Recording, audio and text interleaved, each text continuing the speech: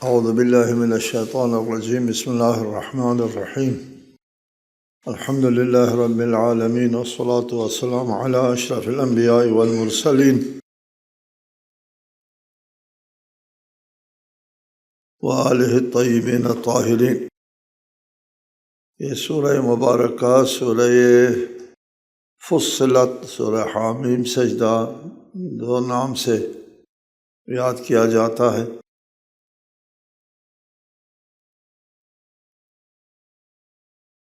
یہاں ایک حدیث نبوی ہے، اس میں آپ نے فرمایا،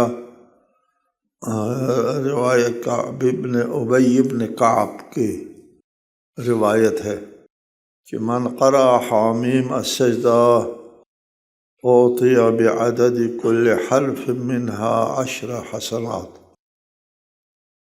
جو اس سورہ کی تلاوت کرے گا اس کو ہر حرف کے مقابلے میں 10 نیکیوں کا ثواب ملے گا۔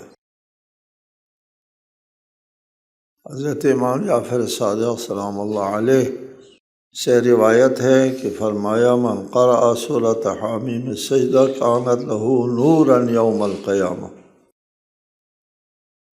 جو اس سورت کی تلاوت کرے گا قیامت کے دن اس کے لیے ایک نور عنایت ہوگا، مد بصرہ، حد نگاہ تک،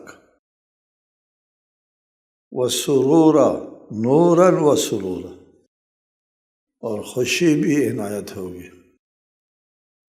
معاشر کے اس نفسا نفسی میں سرور ملنا بڑی بات ہوگی۔ وعاش فی ہذہ الدنیا مغبوطا محمود، اور اس دنیا میں بھی قابل ستائش اور نصیب والی زندگی ملے۔ یہ سورہ کی فضیلت ہے۔ بسم اللہ الرحمن الرحیم۔ حامیم تنزیل من الرحمن الرحیم۔ یہ سورہ ہے حوامیم، اس کے بارے میں آپ کو بتایا۔ اس میں یہ ہے کہ حامیم سے شروع ہونے والی صورتوں میں سے ایک صورت ہے تنزیل من الرحمن الرحیم۔ یہ خدائے رحمان الرحیم کی نازل کردہ کتاب ہے۔ یہ کتاب خدائے رحمان اور خدائے رحیم، خدائے مہربان کی طرف سے، اسے پورا کا پورا قرآن انسانوں کے لیے، اس پر ایمان لانے والوں کے لیے اللہ تعالیٰ کی طرف سے بے پایا رحمت ہے۔ اور اس میں سے ہر قرآن کا ہر سورہ اللہ تعالیٰ کے رحمتیں لے کر کے نازل ہوتا ہے۔ کتاب فصلت آیاتہ قرآنا عربیا لقوم یعلمون۔ ایسی کتاب جس کی آیات کھول کر بیان کی گئی ہے، ایک عربی زبان کا قرآن علم رکھنے والوں کے لیے، لقوم یعلمون، علم رکھنے والوں کے لیے۔ کتاب فصلت آیاتہ، قرآنی آیات مفصل ہے، تفصیل ہے، ابہام نہیں ہے، اور قرآن غیر مبہم واضح لفظوں میں احکام، نصائح، ہدایت بیان کرتا ہے، اور ایک مضمون کا کئی بار ذکر ہوتا ہے، لیکن ہر بار انداز بیان مختلف ہوتا ہے۔ ایسا نہیں کہ ایک ہی انداز سے ساتھ جو ہے وہ ہر بار قرآن کی آیتیں، نہیں، ہر مرتبہ انداز مختلف ہوتا ہے، اور ایک مضمون کا دوسرے مضمون کے ساتھ تصادم نہیں ہے، تضاد نہیں ہے، بلکہ القرآن یفسر بعضہ بعضا، دوسری آیت پہلے آیت کی تفسیر، اس کی وضاحت کرتی ہے۔ یہ فہم سلیم اور ذوق سلیم رکھنے والوں کے لیے، لقوم یعلمون، علم، اس کی توضیح بھی عرض کرتے ہیں، قرآناً عربیہ، قرآن کو عربی زبان میں نازل کیا ہے، چونکہ اس سے قرآنی نظام اور دستور حیات کا ابتدائی جو حاملین ہے، اس نظام کے حاملین قرآن عربی زبان لوگ تھے، اور ان لوگوں نے سمجھنا ہوتا ہے اور ان کی ذمہ داری ہوتی ہے کہ وہ آنے والی نسلوں کو قرآن منتقل کریں۔ اس لیے قرآن جو ہے وہ عربی زبان میں نازل ہوا ہے، عربی زبان میں نازل ہوا ایک دائمی نظام ہے۔ عرب لوگ جو ہے وہ سادہ فہم تھے، تمدن نہیں تھا عربوں میں، دیہی زندگی کے لوگ تھے، تمدن نہ ہونے کی وجہ سے، دیہی زندگی گزارنے والے ہونے کی وجہ سے ان کا ذہن اور دماغ فارغ ہوتا تھا۔ ہم بھی دیکھتے ہیں کہ ہمارے دیہاتی لوگ جو ہے ان کا ذہن فارغ ہوتا ہے، اور شہروں میں رہنے والوں کے ذہن مشوش ہوتا ہے، مصروف ہوتا ہے۔ خصوصاً آج کل ذہن اور زیادہ، یہ سوشل میڈیا ہے، دیگر میڈیا وغیرہ اور دوسری تیسری باتوں کی وجہ سے ذہن مشوش ہوتا ہے، مصروف ہوتا ہے۔ کوئی بات جو ہے انسان کا دماغ ضبط نہیں کر سکتا آج کل کے دنیا کے لوگ۔ عربوں میں سادہ سادہ زندگی تھی، بہت لمبی لمبی باتیں اور لمبے خطبے وہ لوگ ایک مرتبہ سننے سے یاد کرتے تھے، حفظ کرتے تھے۔ ایک بار جی کسی نے خطبہ دیا، ایک بار سننے سے من عن بالفاظہا، خطبہ جو ہے انہیں لفظوں کے ساتھ جو خطبہ دینے والے نے بیان کیا ہے حفظ ہوتا تھا لوگوں کو۔ عربوں میں حافظہ بلا کا حافظہ ہوتا تھا۔ ہم سنتے ہیں آج کل بہت بڑے خطبے جو ہے وہ بڑے عبارتیں اور صاحب جو ہے وہ آج محفوظ ہم تک پہنچی ہے۔ وہ ان کی آواز ریکارڈ تو نہیں ہوتی تھی اور لکھتے بھی نہیں تھے کوئی، کیسے محفوظ ہو گئے ان کی باتیں؟ حفظ کرتے تھے، یاد ہوتا تھا لوگوں کو۔ کسی نے کوئی بات کی ہو کسی مجمع میں، بعد میں اس سے باز پرسی کرنا ہو تو وہ پوچھتے تھے کس کو یاد ہے اس کا کلام، اس نے جو، تو وہ لوگ کہتے تھے جی مجھے یاد ہے، سناؤ، پھر وہ اول تا آخر اس کی باتیں سناتا تھا۔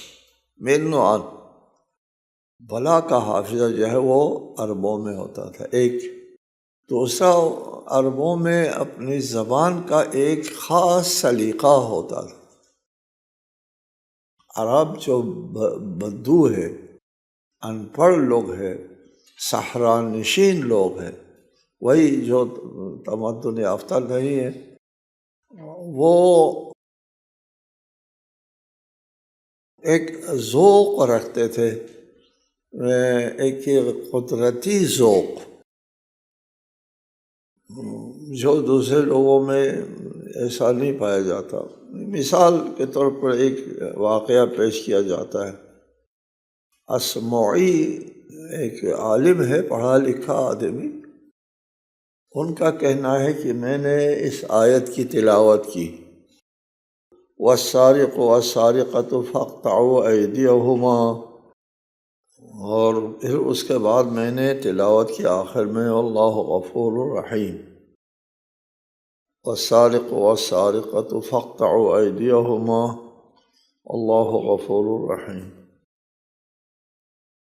کسی عرب بدو یہ سن رہا تھا، یہ ایک عرب بدو نے کہا یہ کس کا کلام ہے؟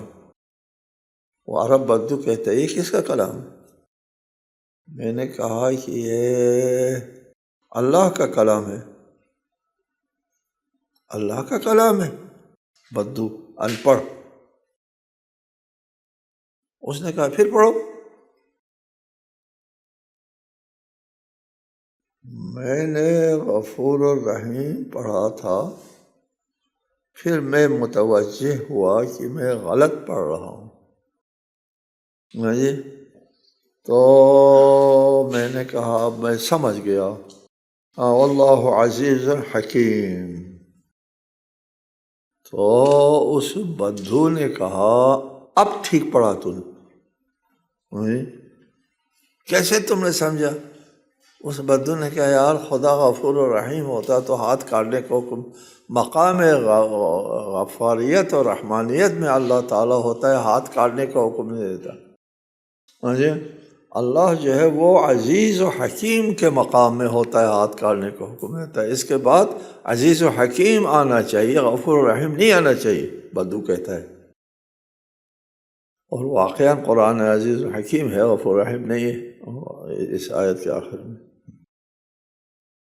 یہ دیکھو سلیقہ، ایک صحرا نشین، ایک ان پڑھ آدمی کا سلیقہ کیا کہتا ہے۔ اس لیے قرآن عربی میں لقوم یعلمون، اس کو عربی زبان میں ہم نے نازل کیا ہے کہ وہ ایک علم رکھنے والے، لقوم یعلمون، جاننے والوں کے لیے۔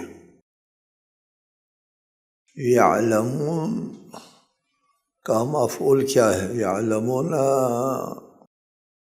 العربیۃ، یعلمون کیا؟ یعلمون حذف متعلق ہمیشہ اس کا ہوتا ہے، عمومیت کا فائدہ دیتا ہے۔ هل يستوي الذين يعلمون والذين لا يعلمون، کیا جاننے والے نہ جاننے والے برابر ہو سکتے ہیں؟ کس چیز کے جاننے والے اور کس چیز کے نہ جاننے والے، وہ ذکر نہیں ہے، کسی چیز کا ذکر نہیں ہے، صرف یعلمون لا یعلمون ہے۔ اس کا مطلب ہوتا ہے کہ عمومیت پر دلالت کرتا ہے، کیا جاننے والے، علم مطلق علم جاننے والے، علم هل يستوي الذين يعلمون والذين لا يعلمون میں کسی علم کے ساتھ مقید نہیں ہے، صرف یعلمون ہے، جاننے والا نہ جاننا، کس چیز کا جاننے والا ذکر نہیں ہے۔ لہٰذا ہر علم ہوتا ہے، علم کو دینی اور دنیاوی میں تقسیم جو ہے وہ استعمار نے کیا ہے۔ استعمار کے ہمارے آنے سے پہلے علم میں یہ تقسیم نہیں تھی، ہمارے دینی درسگاہوں میں تمام علوم پڑھائے جاتے تھے۔ اس زمانے میں جو بھی علم موجود تھا، فلکیات سے مربوط، فلسفہ سے مربوط، یونان بھی وہی یورپ نے جو دیا علم، اس کو بھی قبول کیا تھا مسلمانوں نے، تصحیح بھی کی، اور بہرحال کچھ وہاں پر ہے، کچھ یہاں پر مسائل بھی ہیں، کوئی تقسیم بندی نہیں تھی، تمام علوم پڑھائے جاتے تھے۔ استعمال میں آنے کے بعد علم کو تقسیم کر دیا۔ کس طرح تقسیم کیا؟ درسگاہوں سے دینی تعلیم کو نکال باہر کر دی، استعمال نے یہ کام کیا۔ وہ ماشاء اللہ ہمارے مسلمان بھی اہلاً و سہلاً آمنا و صدقنا، اس کے اوپر استعمال سے بہتر عمل کیا اس پر جی، اور دینی تعلیم کو بہت دور بھگا دیا درسگاہوں سے۔ اور پھر ہمارے درسگاہوں کے لوگ دینی درسگاہوں سے کہتے ہیں، باقی جو درسگاہیں ہیں ان سے نہیں مطالبہ کرتے کہ تم نے دینی تعلیم کو کیوں خارج کیا، واپس کرو نہیں کہتے، یہ یونیورسٹیوں سے نہیں کہتے، کالجوں سے نہیں کہتے دینی تعلیم کو واپس کرو۔ دین اور دنیا میں تقسیم بندی استعمال نے کیا ہے، آپ مسلمان ہیں، دینی تعلیم کو درسگاہوں میں واپس کرو نہیں کہتے، دینی درسگاہوں سے کہتے ہیں تم مروجہ تعلیم کیوں نہیں پڑھاتے۔ دیکھ، وہ استعمار سے 10 گز آگئے ہیں۔ ہاں جی، درسگاہوں سے مطالبہ کرنا چاہیے تھا نا کہ تم نے دینی تعلیم کو نکالا ہے، اس کو واپس کرو، نہیں کرتے، بلکہ بیچارہ جو دیوار کے ساتھ لگے ہوئے دینی درسگاہ والوں سے مطالبہ کرتے ہیں، تم صرف پڑھاتے ہو دین مروجہ تعلیم کیوں نہیں پڑھاتے ہو؟ انا للہ و انا الیہ راجعون۔ یعنی قرآن جو ہے وہ ایک دستور حیات ہے، ایک نظام حیات ہے، لقوم یعلمون، علم رکھنے والوں کے لیے۔ کون سا علم رکھنے والوں کے لیے؟ ہر قسم کے علم رکھنے والوں کے لیے، کسی خاص علم کا ذکر نہیں ہے یہاں بھی، لقوم یعلمون، علم والوں کے لیے۔ جی، یہ قرآن کی حقانیت کی ایک دلیل یہ ہے کہ قرآن علم اور فکر اور عقل کو دعوت دیتا ہے۔ یہ دلیل ہے قرآن حق پر مبنی ہے۔ علم اور عقل اور فکر کو دعوت دینے کا مطلب حقیقت کا انکشاف ہوتا ہے۔ اسلام حقیقت پر مبنی ہے، قرآن حقیقت پر مبنی ہے۔ اگر قرآن اور اسلام حقیقت پر مبنی نہ ہوتا تو علم کی دعوت نہ دیتا اور عقل اور فکر کی دعوت نہ دیتا۔ عقل اور فکر کرنے سے حقیقت کھل جاتی ہے اور اس کی دکان بند ہو جاتی ہے، یہ جو حقیقت پر نہیں ہے۔ جو حقیقت پر ہے، حق کے ساتھ ہے، وہ اس کی دعوت دیتے ہیں، علم کی دعوت دیتے ہیں۔ بشیرا و نذیرا فأعرض أكثرهم فهم لا يسمعون، یہ بشارت دینے والا ہے اور تنبیہ کرنے والا ہے یہ قرآن، لیکن ان میں سے اکثر نے منہ پھیر لیا، بس وہ سنتے نہیں ہے۔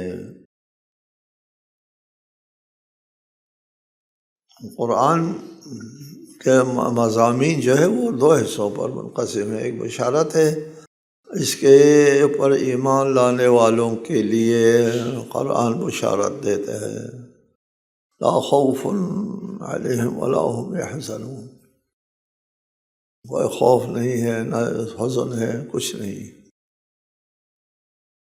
بشارت دیتا ہے۔ اور نذیرا، اور اکثر تنبیہ کرنے والا ہے قرآن۔ بشارت جو ہے وہ قرآن سے ہدایت لینے والوں کے لیے ہے، محدود لوگ ہوتے ہیں۔ تنبیہ سب کے لیے ہے۔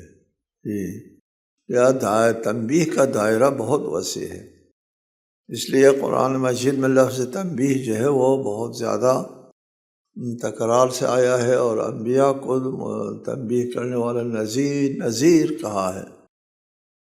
فَأَعْرَضَ أَكْثَرُهُمْ، اکثر نے اس سے منہ پھیر لیا، اعرض، اور حق کو قبول کرنے سے انکار کر دیا، دلیل سننے سے انکار کرتے ہیں، علم سے انکار کرتے ہیں، اور ان کے پاس دلیل کیا ہے؟ اندھی تقلید ہے، اِنَّا وَجَدْنَا آبَاءَنَا كَذَلِكَ يَفْعَلُونَ، ہم اپنے باپ دادا کو اس پر دیکھا ہے کہ وہ بت پرستی کرتے تھے، ہمارے باپ دادا جو ہے وہ غلطی پر نہیں ہو سکتے، بس یہ دلیل ہوتی ہے، اور کوئی دلیل نہیں ان کے پاس۔ فَهُمْ لَا يَسْمَعُونَ، وہ کسی کی بات سنتے نہیں، اس لیے ان کا موقف جو ہے وہ یہی ہے، کسی کی نہ سنو۔ وَقَالُوا قُلُوبُنَا فِي أَكِنَّةٍ مِّمَّا تَدْعُونَا إِلَيْهِ وَفِي آذَانِنَا وَقْرٌ وَمِن بَيْنِنَا وَبَيْنِكَ حِجَابٌ فَاعْمَلْ إِنَّنَا عَامِلُونَ، اور وہ کہتے ہیں جس چیز کی طرف تو ہمیں بلاتا ہے اس کے لیے ہمارے دل غلاف میں ہے، ہمارے دل تک تمہاری آواز نہیں جاتی۔ اور ہمارے کانوں میں بھاری پن، بہرا پن ہے، اور ہمارے درمیان اور تمہارے درمیان پردہ حائل ہے، بس تم اپنا کام کرو، ہم اپنا کام کرتے ہیں، فَاعْمَلْ إِنَّنَا عَامِلُونَ۔ ان کا یہ موقف ہے مشرکین کا قرآن کے بارے میں۔ وہ یہ کہتے ہیں کہ ہمارا دل جو ہے غلاف میں محفوظ ہے، اور ہمارا دل جو ہے اس قسم کے باتیں سننے کے لیے آمادہ نہیں ہے، ہمارا دل جو ہے صرف اچھی باتیں سنتے ہیں، تمہاری باتیں نہیں سن سکتا۔ اچھی باتیں کیا ہے؟ وہی بت پرستی۔ اچھی باتیں یہ ہے کہ وہ نہیں ہے، قیامت نہیں ہے۔ اچھی بات یہ ہے کہ زندگی جو ہے ان بتوں کے ہاتھ میں ہے، تدبیر حیات ان بتوں میں ہاتھ میں ہے، اللہ کے ہاتھ میں کچھ نہیں ہے، اللہ نے خلق کر کے چھوڑ دیا ان پر۔ لہٰذا یہ جو اس قسم کے ہمارے عقائد ہے، یہ عقائد ہمیں محفوظ ہے، اور اس کے اوپر جو ہے وہ ایک غلاف ٹائٹل چڑھا ہوا ہے، اس کے اندر کوئی بات نہیں جا سکتی۔ وَفِي آذَانِنَا وَقْرٌ، اور تمہاری آواز بھی ہمارے کانوں تک بھی نہیں جا سکتی، جی ہم تمہاری آواز، تمہاری بات نہیں سن سکتے، اور ہمارے اور تمہارے درمیان حجاب ہے، جی وہ حجاب فی الواقع واقع ہے۔ حجاب، حجاب کیا ہے؟ مفادات کا حجاب ہے، آبادی اندھی تقلید کا حجاب ہے، اور دنیا پرستی کا حجاب ہے، اور تکبر کا حجاب ہے۔ جو پیغمبران کو اس لیے بھی نہیں مانتے تھے کہ یہ ہم پر بالادستی چاہتے ہیں، ہم نہیں مان سکتے، اس کی بالادستی کو قبول نہیں کر سکتے۔ قل انما انا بشر مثلکم یوحی الی انما الہکم الہ واحد فاستقیموا الیہ واستغفروہ وویل للمشرکین۔ کہہ دیجئے میں بھی تم جیسا آدمی ہوں، تم جیسا بشر ہوں، میری طرف وحی ہوتی ہے کہ ایک اللہ ہی تمہارا معبود ہے، یوحی الی انما الہکم الہ واحد، لہٰذا تم اس کی طرف سیدھے رہو، فاستقیموا الیہ، اور اسی سے مغفرت مانگو، اور تباہی ہے ان مشرکین کے لیے، وویل للمشرکین۔ قل انما انا بشر، کہہ دیجئے کہ میں تم جیسا بشر ہوں، فرشتوں کی شکل میں یا کسی اور شکل میں نہیں نازل ہوتا، اس لیے انبیاء جو ہے وہ انسانوں کے ساتھ تمام چیزوں میں شریک ہوتے ہیں، بھوک میں، پیاس میں، درد میں وغیرہ میں، تبھی تو وہ دوسروں کو حکم دے سکتے ہیں، احکام کی پابندی کرو، صبر کرو، تحمل کرو۔ اگر پیغمبر خود ان تمام چیزوں سے بالاتر ہو تو دوسروں کو کس منہ سے کہیں گے صبر کرو؟ خود کو صبر کرنے کی ضرورت نہیں ہے، خود کو کھانے پینے کی ضرورت نہیں ہے، ہم سے کہتے ہیں کہ حلال چیزیں کھاؤ، حرام چیزیں نہ کھاؤ۔ نہیں، انا بشر مثلکم، تم جیسا بشر۔ اس میں جو لاخواندہ لوگ ہیں ان کو تھوڑا سی چڑ ہوتے ہے کہ رسول بھی بشر ہے، جی بشر ہے، رسول بشر ہے، جی لیکن کیا ہے وہ بشر؟ مثلکم یوحی الی، جی انسان، ہم انسان بھی تو جانداروں میں سے ہے نا، جی ہم بھی جاندار ہیں، حیوانات میں سے ہے، ہم بھی حیوان ہیں۔ اچھا آپ حیوان ہیں؟ جی حیوان ہیں، لیکن حیوان عاقل، عقل رکھنے والا حیوان، عقل نے اس کو امتیاز دے دیا، عقل نے امتیاز دے دیا باقی جانوروں سے۔ بشر ہے لیکن یوحی الیہ نے امتیاز دے دیا، قاب قوسین تک لے گیا یوحی الیہ کی وجہ سے، عام بشر سے جو ہے اس رسول کا جو ہے وہ درجہ بہت بلند ہے، مقابلہ نہیں ہے۔ بشر مثلکم یوحیٰ الیہ، وحی نازل ہوتی ہے میرے اوپر، جی بشر ہوں لیکن تم جیسا بشر نہیں ہوں، تم پر وحی نہیں ہو سکتی، تمہارے دلوں کے پردے لگے ہوئے ہوتے ہیں، اور میرے اوپر وحی نازل ہوتی ہے۔ انما الہکم الہ واحد، معبود صرف ایک ہے، ایک معبود کی طرف دعوت دینے والا انسان ہوں، میں بھی تم جیسا انسان ہوں۔ انسان کہیں بشر کہیں فرق نہیں کرتا، انسان باہم مانوس ہونے کی وجہ سے وحشی نہیں ہے، انسان ہے، مانوس ہے، بشر ہے، نظر آنے والا ہے، جن نہیں ہے۔ ہاں جی، تم جیسا انسان ہوں لیکن ایسا انسان جس کے اوپر وحی نازل ہوتی ہے، اس وحی نے تم جیسا انسان ہونے سے بالا تر کر دیا، بڑا بالا تر۔ ہاں جی، بہت فرق ہے اس انسان میں جس پر وحی نہیں ہوتی اور اس میں وحی ہوتی ہے، بڑا فرق ہے۔ وحی کہاں نازل ہوتی ہے آپ کو بتایا پہلے، وحی قلب رسول پر نازل ہوتی ہے۔ وحی کی آواز رسول سن سکتے ہیں، دوسرے لوگ نہیں سن سکتے۔ فرشتے وحی کو رسول دیکھ سکتے ہیں، دوسرے لوگ نہیں دیکھ سکتے۔ کچھ لوگوں کے درمیان میں رسول بیٹھے ہوئے ہوتے ہیں، اس وقت وحی نازل ہوتی ہے، جی، اور رسول کی ایک خاص کیفیت ہوتی تھی اس وقت وحی جب نازل ہوتی ہے تو رسول آواز سن رہے ہیں، پاس بیٹھے ہوئے نہیں سن رہے، رسول وحی فرشتے وحی کو دیکھ رہے ہیں، باقی لوگ نہیں دیکھ رہے ہیں۔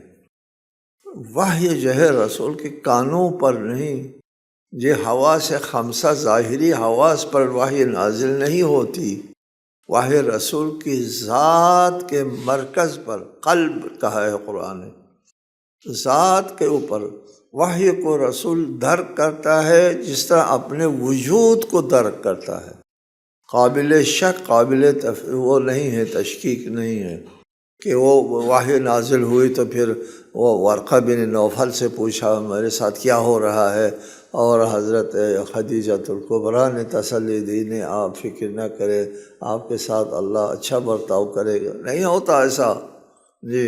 وحی جب نازل ہوتی ہے اپنے پورے وجود پر واضح نازل ہوتی ہے، قابل شک تفریق نہیں ہے، جی۔ اس لیے وہ وجود جس کے اوپر وحی نازل ہوتی ہے باقی انسانوں کی طرح نہیں ہے، باقی انسان نہیں سن سکتے اس آواز کو، نہیں دیکھ سکتے اس فرشتے کو، کوئی نسبت نہیں ہے باقی انسانوں میں اور اس انسان میں جس کے اوپر وحی نازل ہوتی ہے۔ السلام علیکم ورحمۃ اللہ وبرکاتہ۔